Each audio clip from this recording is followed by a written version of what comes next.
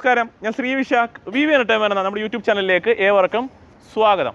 അപ്പോൾ ഇന്ന് എൻ്റെ കൂടെയുള്ളത് നമ്മുടെ ഡിസയറാണ്. അപ്പോൾ ഡിസയറിലേക്ക് വരുന്ന സമയത്ത് ഒരു സെഡാനാണ്. അപ്പോൾ ഈ ഒരു സെഗ്മെൻറ്റിൽ ഏറ്റവും കൂടുതൽ വിൽപ്പന നേടുന്ന വാഹനം ഏതാണ് എന്ന് ചോദിച്ചു കഴിഞ്ഞാൽ ഡിസയർ തന്നെയാണ്. ഇത് ഡിസയറിൻ്റെ VXi എന്ന് പറഞ്ഞൊരു വേരിയൻ്റ് ആണ്. അതായത് ഏറ്റവും വാല്യൂ ഫോർ മണി ആയിട്ട് ഈ ഒരു വാഹനത്തിൽ പറയാൻ പറ്റുന്ന വേരിയൻ്റ് കൂടിയാണ് VXi വേരിയൻ്റ്. അപ്പം ഇതിൽ തന്നെ നമുക്ക് ഓട്ടോമാറ്റിക് പതിപ്പ് കൂടി നമുക്ക് അവൈലബിൾ ആണ്. അത്യാവശ്യം വേണ്ടുന്ന ഫീച്ചേഴ്സും കാര്യങ്ങളും എല്ലാം വരുന്നുണ്ട്. അപ്പോൾ എനിക്ക് ഈ ഒരു അടുത്ത സമയത്ത് നമ്മളും വീഡിയോ ചെയ്തിട്ടില്ല, വേറെ ആരും അങ്ങനെ വീഡിയോ ചെയ്തിട്ടതായിട്ട് ഞാൻ എൻ്റെ ശ്രദ്ധയിൽ പെട്ടിട്ടില്ല. അപ്പോൾ അതുകൊണ്ടാണ് ഈ ഒരു വാഹനത്തിൻ്റെ വീഡിയോ ആയിട്ട് ഇപ്പോൾ 2027 കടന്നിരിക്കുകയാണ്. അതുകൊണ്ടാണ് നമ്മൾ വീണ്ടും ഈ ഒരു വാഹനത്തിൻ്റെ വീഡിയോയുമായിട്ട് വന്നേക്കുന്നത്. അപ്പോൾ എല്ലാ കൂട്ടുകാർക്കും വീഡിയോയിലോട്ട് സ്വാഗതം. അപ്പോൾ ഇതിൻ്റെ ഒരു ബേസ് മോഡൽ LXi എന്ന വേരിയൻ്റ് ആണെങ്കിൽ ഏകദേശം 7,85,000 ഓൺ റോഡ്.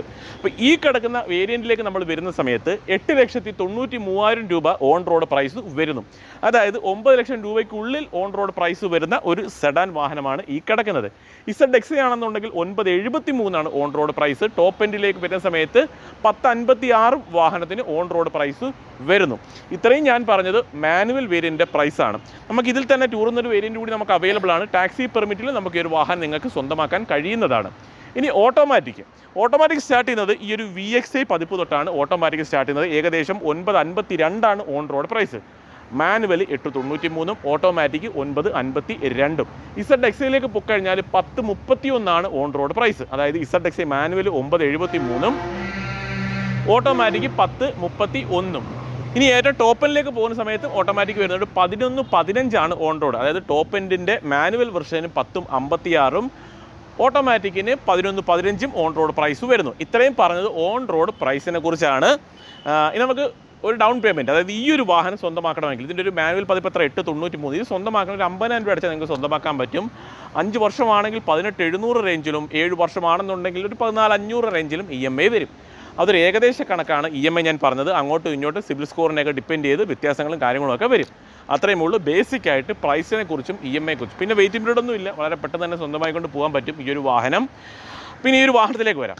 അപ്പോൾ ഇതിൻ്റെ ഒരു ഫ്രണ്ടിലൊക്കെ നോക്കുന്ന സമയത്ത് ഈ ഒരു ഫ്രണ്ടിൽ നമ്മൾ പെട്ടെന്ന് നമ്മുടെ കണ്ണിൽ പെടുന്ന ഒരു കാര്യം എന്ന് വെച്ചാൽ ഇതിൻ്റെ ഒരു ഗ്രില്ല് തന്നെയാണ്. കാര്യം കുറച്ച് നല്ല തിക്നെസ് ഉള്ള രീതിയിലാണ് ആ ഒരു വാഹനത്തിൻ്റെ ഗ്രില്ല് കമ്പനി നൽകിയിട്ടുള്ളത്.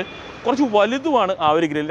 രണ്ട് രീതിയിലൊന്നും അല്ല ചെയ്തത്. അതായത് ഒരു ഗ്രില്ലിൻ്റെ പോർഷൻ ഇവിടെ എയർ ഡാം അങ്ങനെയൊന്നുമല്ല, ഒരൊറ്റ രീതിയിലാണ് ഡിസൈൻ ചെയ്തത്. വലിയൊരു ഗ്രില്ല്, ചുറ്റും ക്രോം എലമെൻ്റൊക്കെ നൽകി. ഈ ഒരു തിക്നെസ് തോന്നുന്നത് കൊണ്ട് തന്നെയാണ് നമുക്ക് ആ ഒരു ബോൾഡായിട്ടുള്ളൊരു ഫീൽ വരുന്നത്. സുസുക്കിയുടെ ലോഗോ കൂടി പ്ലേസ് ചെയ്തു. വേറെ കാര്യങ്ങളൊന്നും നമുക്ക് അവിടെ പറയാനായിട്ടൊന്നുമില്ല. പിന്നെ നോക്കിക്കഴിഞ്ഞാൽ ഫോഗ് ലാമ്പിൻ്റെ സ്ലോട്ട്, ഫോഗ് ലാമ്പ് എക്സ്ട്രാ ഒരെണ്ണം ചെയ്യുന്നത് നല്ലതായിരിക്കും. ഡെലിവറി സമയത്ത് തന്നെ അതിന് ചുറ്റും നല്ല ബോൾഡായിട്ടൊരു ക്രോം എലമെൻറ്റ് കൂടി നൽകിയിട്ടുണ്ട്. കുറച്ച് വലുപ്പത്തിൽ തന്നെ ആ ഒരു എല്ലാം യൂണിറ്റ് കമ്പനി ഡിസൈൻ ചെയ്തിട്ടുണ്ട്. അതും കൊള്ള പ്രോട്ടോടൈപ്പ് ടൈപ്പ് ഒന്നും വരുന്നില്ല, നോർമലി വരുന്ന ഒരു ഹാലജൻ ടൈപ്പ് എല്ലാം യൂണിറ്റാണ് നൽകിയിട്ടുള്ളത്. വേറെ കാര്യങ്ങളൊന്നും നമുക്ക് ഈ ഒരു ഫ്രണ്ട് പോർഷനിൽ പറയാനൊന്നുമില്ല. എക്സ്ട്രാ ക്രോം ആഭരണങ്ങളൊന്നും ചെയ്യേണ്ട കാര്യമൊന്നും വരുന്നില്ല. അത്യാവശ്യം പ്ലെയിൻ ആയിട്ടുള്ള ആ ഒരു ഹുഡിൻ്റെ പോർഷനും കാണാം. വേറെ ഒന്നുമില്ല ഇവിടെ പറയാൻ. സൈഡിലേക്ക് വരാം. സൈഡിലേക്ക് വരുന്ന സമയത്ത് നമ്മൾ ആ ഒരു സ്വിഫ്റ്റിൽ കണ്ട ആ ഒരു സെയിം രീതിയിൽ തോന്നുന്ന ഒരു മിറർ തന്നെയാണ് നമുക്ക് ആ ഒരു ഡിസയർ എന്ന ഈ ഒരു വാഹനത്തിൽ നമുക്ക് കാണാനായിട്ട് സാധിക്കുന്നത്. ആ ഒരു സെഡാൻ ആയതുകൊണ്ട് തന്നെ നമുക്ക് ആ ഒരു വലിപ്പം സൈഡിൽ നോക്കുന്ന സമയത്ത് നമുക്കത് ഫീൽ ചെയ്യുന്നുണ്ട്. വേറെ ക്രോം ആവരണങ്ങളൊന്നും തന്നെ നൽകിയിട്ടില്ല. ഫുള്ളി പ്ലെയിനായിട്ട് തന്നെ ഒരു ഡിസൈൻ എലമെൻ്റാണ് വരുന്നത്. പിന്നെ പറഞ്ഞു കഴിഞ്ഞാൽ വേറെ മിററോ അല്ലെങ്കിൽ ഡോർ ഹാൻഡിൽസോ ഒന്നും ബ്ലാക്ക് കളറൊന്നുമല്ല, ബോഡി കളർ തന്നെ വരുന്നുണ്ട്. അത്യാവശ്യം വലുപ്പത്തിന് വരുന്ന ഒരു ഗ്ലാസ് ഏരിയ കാണാം.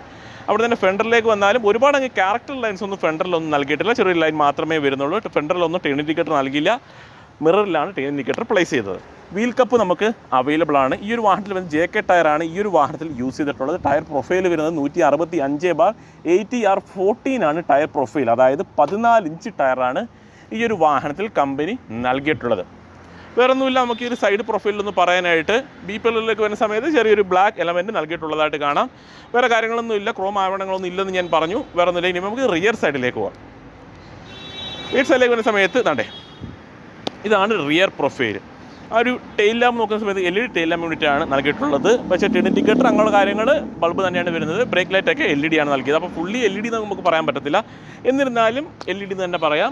ഒരു ക്രോം ആവരണം വരുന്നുണ്ട് ആ ഒരു റിയർ സൈഡിലായിട്ട്, നല്ല ബോൾഡായിട്ട് തന്നെ വരുന്നുണ്ട്. ഡിസയർ എന്നും സുസുക്കിയുടെ ലോഗോ കൂടി പ്ലേസ് ചെയ്തു. റിവേഴ്സ് സെൻസർ അവൈലബിൾ ആണ്. അതുപോലെ റിവേഴ്സ് ക്യാമറ ഈ ഒരു പോർഷനിൽ കാണുന്നില്ലെന്നുള്ള കാര്യം നിങ്ങൾക്കറിയാം. അതൊക്കെ ആഫ്റ്റർ മാർക്കറ്റൊക്കെ ചെയ്യാവുന്ന കാര്യമേ ഉള്ളൂ. ഹൈ മൗണ്ട് സ്റ്റോപ്പ് ലാമ്പും ഏറ്റവും ടോപ്പിലായിട്ട് ആൻറ്റിനെ കൂടി കമ്പനി നൽകി. ബൂട്ട് ഓപ്പൺ ചെയ്യാൻ പറ്റില്ല, ലോക്കാണ് ഡോറ്. അതുകൊണ്ടാണ് ജസ്റ്റ് നമുക്കൊന്ന് ബൂട്ടൊന്ന് ഓപ്പൺ ചെയ്യാം. ഇതൊരു സെഡാൻ വാഹനമായതുകൊണ്ട് തന്നെ ബൂട്ട് സ്പേസിനെ കുറിച്ച് പ്രത്യേകിച്ച് ഇനി പറയേണ്ട കാര്യമൊന്നും തന്നെ വരുന്നില്ല. അത്യാവശ്യം നല്ല രീതിയിലുള്ളൊരു ബൂട്ട് സ്പേസ്. വാഹനത്തിന് കമ്പനി നൽകിയിട്ടുണ്ട്. കണ്ടോ, മോശമല്ലാത്ത രീതിയിലുള്ള ബൂട്ട് സ്പേസ് വരുന്നുണ്ട്. ഈ ഒരു പോർഷനിലേക്ക് നോക്കുന്ന സമയത്ത് സ്പെയർ ടയർ ഇവിടെ പ്ലേസ് ചെയ്തു. അതും ജേക്കയുടെ ടയർ തന്നെയാണ് കമ്പനി നൽകിയിട്ടുള്ളത്. 165/80R14 തന്നെയാണ് ആ ഒരു ടയർ പ്രൊഫൈലും കമ്പനി നൽകിയത്. അപ്പോൾ അതാണ് എൻ്റെ ഒരു ടയർ പ്രൊഫൈൽ വരുന്നത്. വേറെ എന്തെങ്കിലും പറയാനായിട്ട് വളരെ സിമ്പിളായിട്ട് നമുക്കത് ക്ലോസ് ചെയ്യാൻ കഴിയുന്നതാണ്. സൈഡിലേക്ക് വരാം. ഈ ഒരു പോർഷനിൽ പ്രത്യേകിച്ച് ഒന്നും പറയാനായിട്ടൊന്നുമില്ല. നമ്മൾ ആ ഒരു പോർഷനിൽ കണ്ട ഒരു സെയിം ഫീച്ചേഴ്സൊക്കെ തന്നെ ഇവിടെയും വരുന്നത്. കീലെസ് എൻട്രി നമുക്ക് അവൈലബിൾ അല്ല, നോർമലി വരുന്നൊരു കീ തന്നെയാണ് വരുന്നത്. സെൻട്രൽ ലോക്ക് അവൈലബിൾ ആണ്. അപ്പോൾ സെൻട്രൽ ലോക്ക് ഉണ്ടെന്നുള്ള കാര്യം മനസ്സിലായി കാണും. അകത്തേക്ക് നോക്കിക്കഴിഞ്ഞാൽ ഇതാണ് ഡോർ പാഡിൻ്റെ ഒരു ഡിസൈൻ.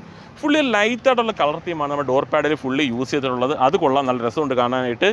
4 ഡോർ പവറിൻ്റെ വരുന്നുണ്ട്. Door lock unlock, mirror electrically control ചെയ്യാം. അതുപോലെ ഫോൾഡിങ്ങിനുള്ളൊരു ഓപ്ഷൻ കൂടി നൽകിയിട്ടുള്ളതായിട്ട് കാണാം. അത് നല്ലൊരു കാര്യം തന്നെയാണ്. ആ ഒരു സെക്കൻഡ് വേരിയൻ്റ് തന്നെ ആ ഒരു ഫീച്ചർ വരുന്നു.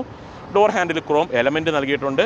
പിന്നെ അകത്തേക്ക് കയറുന്ന സമയത്ത് മെയിൻ ഒരു കാര്യം പറയേണ്ടത് ഈ ഒരു സീറ്റിൻ്റെ കാര്യമാണ്. ഡ്രൈവർ സീറ്റ് ഹൈറ്റ് അഡ്ജസ്റ്റബിൾ ആണ്.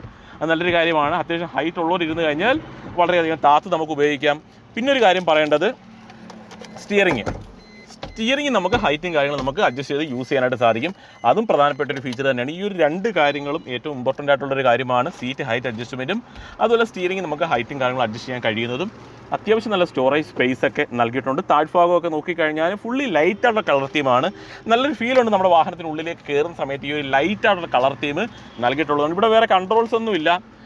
കാര്യം നമുക്കൊരു സെക്കൻഡ് വേരിയൻ്റ് ആണ്. എക്സ്ട്രാ നിങ്ങൾ എന്തൊക്കെ ഫോഗിലാകുമ്പോൾ അങ്ങനെയൊക്കെ ആഡ് ചെയ്യുന്ന സമയത്ത് ഇവിടെ സ്വിച്ചസും കാര്യങ്ങളൊക്കെ കൊടുക്കാതെ ഡമ്മികളായിട്ട് കുറേ സ്വിച്ചുകൾ നൽകിയിട്ടുണ്ട്. ഇതൊക്കെ ഡമ്മിയാണ്. നമുക്ക് ആവശ്യമെങ്കിൽ അവിടെ സ്വിച്ചുകൾ ആഡ് ചെയ്ത് ഉപയോഗിക്കാം. നമുക്ക് അകത്തേക്ക് വരാം. അകത്തേക്ക് വരുന്ന സമയത്ത് ഫുള്ളി നമ്മൾ നോക്കുന്ന സമയത്ത് അത്യാവശ്യം നല്ലൊരു ഫീൽ തന്നെ കിട്ടുന്നുണ്ട്. ആ ഒരു ഡാഷ്ബോർഡ് കാണുന്ന സമയത്ത് അതായത് 2 കളറിൻ്റെ കോമ്പിനേഷൻ ആണെന്ന് പറയാനായിട്ട് സാധിക്കും. ചെറിയൊരു വുഡൻ ഫിനിഷ് പോലെ തോന്നിക്കുന്ന രീതിയിൽ ഒരു കളർ എലമെൻറ്റ് കൂടി ഈ ഒരു പോർഷനിലേക്ക് നൽകി.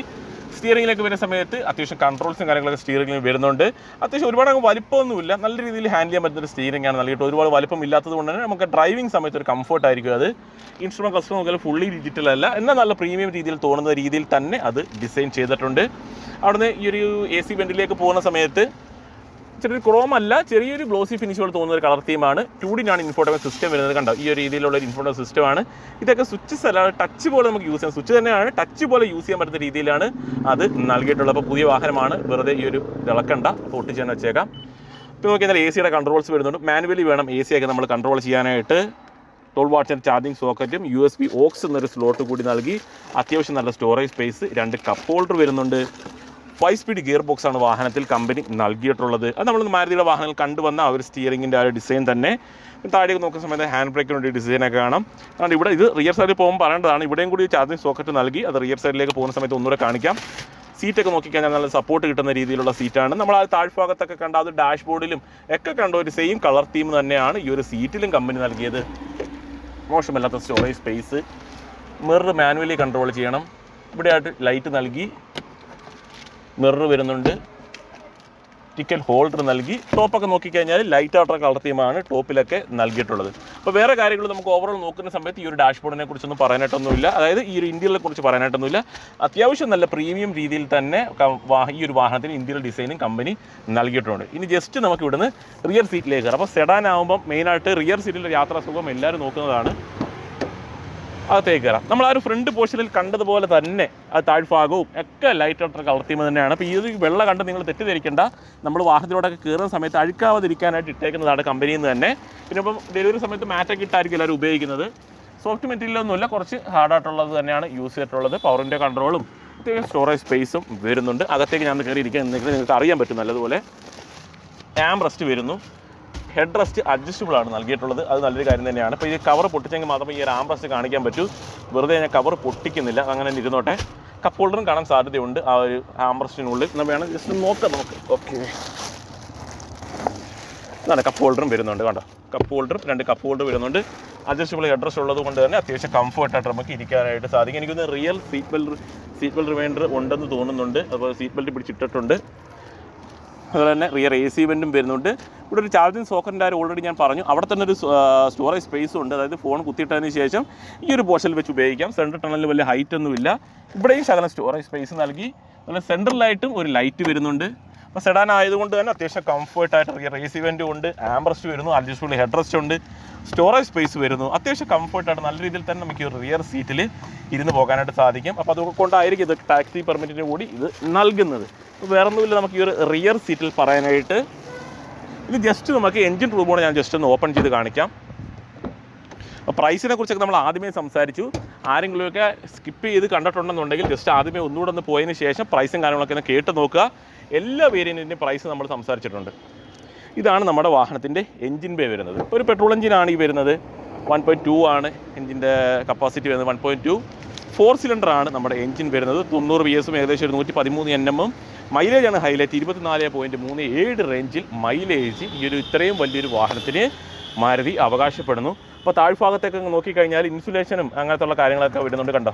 അതായത് എൻജിൻ ബേയിലോട്ട് ചെളികളോ അല്ലെങ്കിൽ പൊടികളോ അങ്ങനെ അടിച്ച് കയറുന്ന ബുദ്ധിമുട്ടൊന്നും വരത്തില്ല. ഫുള്ളി കവർ ചെയ്താണ് ഇട്ടിട്ടുള്ളത്. അതും നല്ലൊരു കാര്യം തന്നെയാണ്. 4 സിലിണ്ടറാണ് എൻജിൻ. ഇൻസുലേഷൻ നൽകിയിട്ടുണ്ട്. ഇതിൻ്റെ ഒന്നും ആവശ്യം വരുന്നില്ല. അത്ര സൈലൻ്റ് ആയിരിക്കും, പക്ഷേ ഇൻസുലേഷനും ഒക്കെ നൽകിയിട്ടുണ്ട്.